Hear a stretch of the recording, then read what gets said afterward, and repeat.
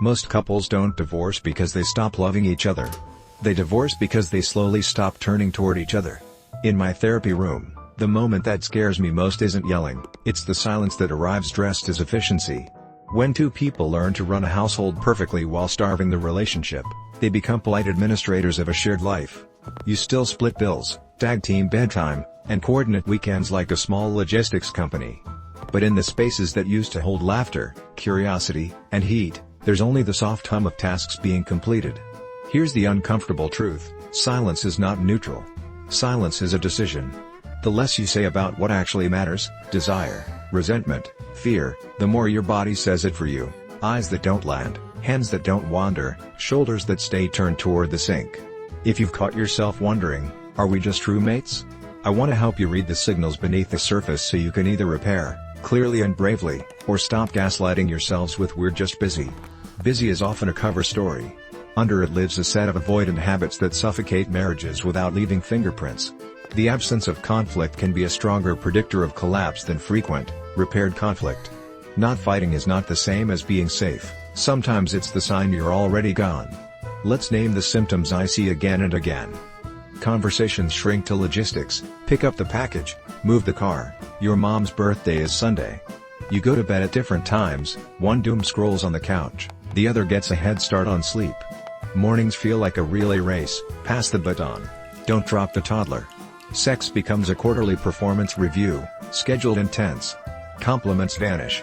Small irritations accumulate in a private ledger: who planned the last trip, who asked for intimacy, who apologized first. There are micro-avoidances everywhere. You stop asking, "How's your heart?" because you're afraid you'll hear, "Tired of this." You edit yourself around money because money talks spill gasoline on old fires. You avoid touch when you're not in the mood, not understanding that non-sexual touch is the oxygen line that keeps desire alive. Jokes get a little sharper, eyes roll a little quicker, and the sarcasm carries just enough sting to feel like truth wrapped in style. Most couples tell me, "We've been busy."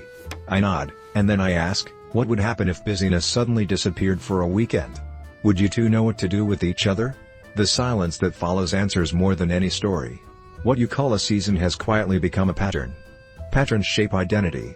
Identity shapes destiny, unless you interrupt it. A couple I'll call Maya and Thomas sat on my couch, both kind, both exhausted. Their fight was about the electric bill. But as we slowed down, it wasn't about money, it was about control and fear. Maya had grown up in scarcity, spreadsheets soothed her nervous system. Thomas heard every budget talk as a verdict on his worth. Each time they tried to just be practical, his shoulders tightened, her jaw set. Eye contact disappeared. Touch disappeared. He bought things in secret to feel free, she tracked to feel safe. The bill wasn't the problem. The loop was the problem: fear, control, withdrawal, secrecy, more fear. When I labeled the loop out loud, they both exhaled. Naming the pattern let them fight the cycle instead of each other. Roommate mode is not an event, it's a drift. It begins when the relationship's nervous system decides that avoiding discomfort today is safer than repairing rupture for tomorrow. So you trade curiosity for predictability, intimacy for competency. You keep the trains running on time and stop looking out the window. In behavioral terms, avoidance is negatively reinforcing. The moment you skip a hard conversation, your anxiety drops. Your brain learns, relief. Do that again. Over time, the marriage becomes an elegant avoidance machine. You confirm your worst beliefs. When we talk about sex, it gets weird. When we talk about money, it blows up, so you talk about neither. Meanwhile, you outsource aliveness to work, kids, or screens. You're not malicious. You're self-protective. But protection without connection calcifies into distance. The system always wins. It doesn't care who's right, it repeats what's reinforced. If relief is reinforced, intimacy starves. Functional silence is communication that's technically adequate and emotionally barren. You exchange information flawlessly and exchange yourselves barely at all. The tone is flat, the sentence is short, the topic's safe. No one risks a vulnerable bid, "I'm lonely with you." No one asks for warmth without dressing it in jokes. Non-verbally, the body tells the truth. Eyes skim past each other like stones on water. When you sit on the couch, there's a neutral cushion between you, for the remote. One person's torso angles out of the conversation, feet pointed toward an exit. The laugh lands a second late. The hug, when it happens, is vertical and closed chest. Breathing is shallow. The shared lie here is, "We're just tired." It'll pass. Tiredness is real, so is emotional detraining. Muscles you don't use atrophy. Couples who stop random check-ins and spontaneous affection aren't resting, they're rehearsing distance. A repaired argument grows intimacy, a polite week of avoidance erodes it. When intimacy is low, fairness gets loud. Money and chores become the terrain where control and trust play out. You keep score to avoid feeling used, you itemize to avoid feeling small.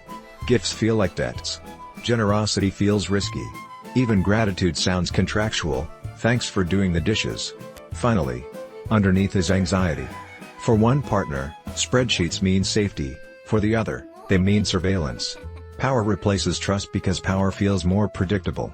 You start hearing a lot of, your money / my money, your mess / my mess. This linguistic split is a red flag, it shifts the marriage from a we system to two I systems negotiating rent. Non-verbally, this sign shows up as withdrawal during budget talks, crossed arms, averted gaze, legs pointed toward the door. Touch dries up the moment a financial topic appears, as if affection must be earned by a perfect ledger.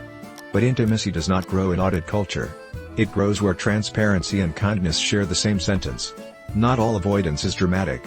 Some of it is subtle, postponing the goodnight kiss because you have to floss, sitting at opposite ends of the table by habit, keeping a phone in your hand during cuddles just in case.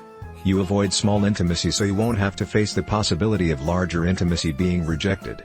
This is a self-fulfilling loop. You don't initiate because you fear a no. Your partner receives no signals, assumes you're not interested, and becomes less likely to say yes. The space between bodies widens by millimeters until it smiles.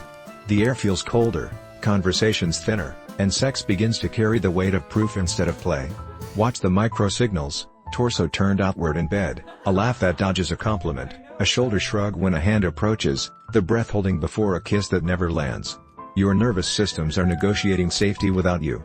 Most low libido marriages are actually low safety marriages. Desire follows safety like a shadow. If one of you carries anxious attachment, you'll pursue closeness harder when you feel it slipping, you text more, interrogate moods, push for talks at the worst times. If one of you carries avoidant attachment, you'll protect space when closeness feels threatening, change the subject, work late, get suddenly sleepy. Put anxious and avoidant together and you get the pursuer withdrawer dance. The more one chases, the more the other runs, the more one runs, the louder the chase. Add stress and your social threat system lights up, heart rate rises, breath shortens, tunnel vision sets in. Then you reach for the fastest regulators you know: phones, food, extra hours at the office. None of this makes you the bad one. It means your nervous systems are doing their job, protecting you, while accidentally starving the bond. The work is to make safety and connection the same path, not opposite ones. Reframe the goal. Your target is not no conflict. Your target is rupture and repair, recovering quickly and kindly when you do rupture. Couples who repair well become more intimate than couples who never rupture, because repair is where trust is proven. The weekly state of us ritual, 20 to 30 minutes. Pick a consistent, low distraction time. Phones away, bodies facing each other, feet grounded. Opening warmth. 1 minute. One thing I appreciated about you this week was raw truth without blame, 3 to 5 minutes each. This week I noticed myself withdrawing when we talked about money. Underneath I was scared of being controlled. Put feelings and needs in first person. Avoid mind reading. Specific, measurable requests, 5 minutes. Next week, can we protect 15 minutes before sleep with no phones, just holding each other and breathing together? Shared logistics, brief. Handle must-do planning only after connection has been made. Closing anchor, 1 minute, eye contact for 2 breaths, a deliberate touch, hand to cheek, hand to heart. Microscripts you can copy and use. When you feel yourself avoiding, part of me wants to stay quiet to feel safe. I'm choosing honesty instead. I'm afraid of being judged right now. When you're flooded, I need 10 minutes to settle my body. I will come back at 9:15 so we can continue. When money gets dense, I'm asking for reassurance, not control. Can we try 3-month experiment, a joint goals account we both see weekly, and personal fun money we don't police? When sex isn't on the table but connection is, I don't have energy for sex tonight, and I want closeness. Can we hold each other for 10 minutes and talk softly? The 90-second daily touch ritual. Stand facing each other. Right hand to your partner's upper arm or shoulder, left hand over your own heart. Make soft eye contact. Inhale together for 4, exhale for 6 breaths total. No words. Let your bodies remember you are allies. Rebuild shared meaning. Roommates share chores, partners share stories. Once a week, ask one curiosity question: what are you secretly excited about lately? What's one pressure I haven't fully understood? Where do you want us to be bolder this year? Boundaries that protect intimacy. Boundaries are not walls, they're agreements that make closeness safe. Time boundary, a latest in bedtime you both honor, so late night avoidance doesn't swallow connection. Digital boundary, no phones in bed for 2 weeks, then reassess honestly. Conflict boundary, no solving after 10 p.m. if either partner is flooded, schedule the talk within 24 hours. Repair sequence after a rupture, 3 steps. 1. Name impact, not intent. When I scrolled while you talked, the impact was you felt unimportant. 2. Own your slice, I chose the easier comfort. I'm sorry. 3. Offer a next time plan. Next time, I'll say, I want to hear this, can I use the bathroom and then sit with you phone free? Safety note. If your relationship includes physical violence, coercive control, or threats, prioritize a safety plan with professional help. Tools for everyday disconnection do not apply in abusive dynamics. Closeness isn't built by grand gestures, it's built by consistent, boring micro-choices that retrain your nervous systems to find each other again. Avoidance offers comfort now and distance later. Honesty offers discomfort now and closeness later. You don't get to skip discomfort, you only choose its timing and purpose. If you've lived like roommates, your first attempts at change will feel awkward. That's not proof it isn't working, it's proof you're using new muscles. When couples commit to 2 weeks of deliberate repairs and daily touch, I watch their eyes soften first. Then the shoulders drop. Then the voices. Desire shows up last, like a bird that lands only when the branch is still. Picture this: 2 figures in a dim room, backs once turned, now angled toward each other. The lighting hasn't brightened, the stance has. That's what repair looks like, shadow and shape, but also a line of light where your silhouettes meet. Choose that line, deliberately, again and again. If you recognized your own cover stories, the polite silence, the audit culture, the tiny avoidances, save this video and try the state of us ritual for 2 weeks. Track what shifts: eye contact, temperature of conversations, the ease of touch. Clarity is a gift, even when it's uncomfortable. Subscribe, like, and share so you don't miss the raw, useful truths that help you understand yourself, and rebuild the connection you actually want.